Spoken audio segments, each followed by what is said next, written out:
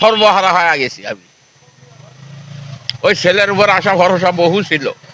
এই রায় শুধু ঘোষণা করলেই হবে না, দ্রুত সময়ের মধ্যে যেন কার্যকর করা হয়। আমার ছেলে নিরস্ত্র ছেলে পুলিশের সামনে দাঁড়াছিল, তাকে নির্মমভাবে হত্যা করা হয়েছে। মেডিসিন বিভাগ, রংপুর মেডিকেল কলেজ নাই, আমার তো কষ্ট। ছেলে আমার থাকলে অবশ্যই হলো আমার সাথে আও করলে হয়, আমার বাড়ি থাকলে হয়, আমার ছেলের একদিন বিয়ে শাদী হলে হয়, চাকরি করলে হয়, চাকরি হলো না, চাকরি হওয়া চাকরিটা আমার ছেলের। কালকে বিচার হবি, কাল যেন বিচার জানি ভালো করে যেন বিচার করে। সবারে যেন চাই যাই শহীদ হয়ে গেছে তার মাঝে সবারে বিচার করে। আমার ছেলেকে যেমন হত্যা করছে সেই রকম হত্যা তাকেও যেন করা হয়, এই দাবি আমার। আমার ছেলে তো কোনো অপরাধ করে নাই। আমার ছেলে নিরস্ত্র ছেলে পুলিশের সামনে দাঁড়াছিল, তাকে নির্মমভাবে হত্যা করা হয়েছে। সে হত্যাটা যে করা হয়েছে, আমার সংসার মাটি করে ফেলাইছে।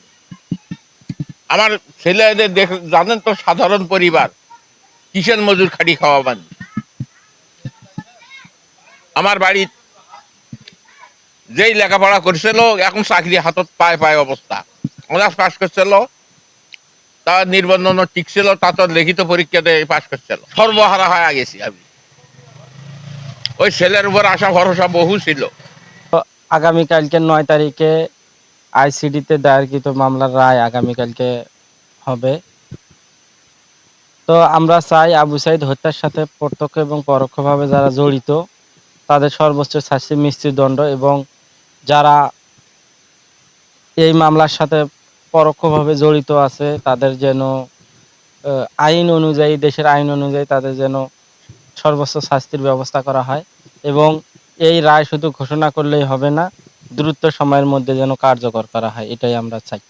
আমরা চাচ্ছিলাম যে মনে হয় 6 মাসের ভিতরেই বিচারটার কার্যক্রম শেষ হবে, এবং বাংলাদেশের মানুষ কিন্তু চেয়েছিল যে আবু সাইদের হত্যা মামলাটা যদি সুষ্ঠু এবং সঠিক ন্যায় বিচার যদি হয়, তাহলে হয়তো বাংলাদেশে ন্যায় বিচার প্রতিষ্ঠিত হবে, এরকম একটা আশাবাদী, এবং আমরাও সেই আশায় ছিলাম। তা আসলে অনেক লেন্দি হয়ে গেছে, এবং অনেক আসামি বাংলাদেশে ছিল, তাদেরকে ধরপাকড়ও করে নাই, বিভিন্নভাবে ঢিলামি করে এটাকে এই পর্যন্ত নিয়ে আসছে।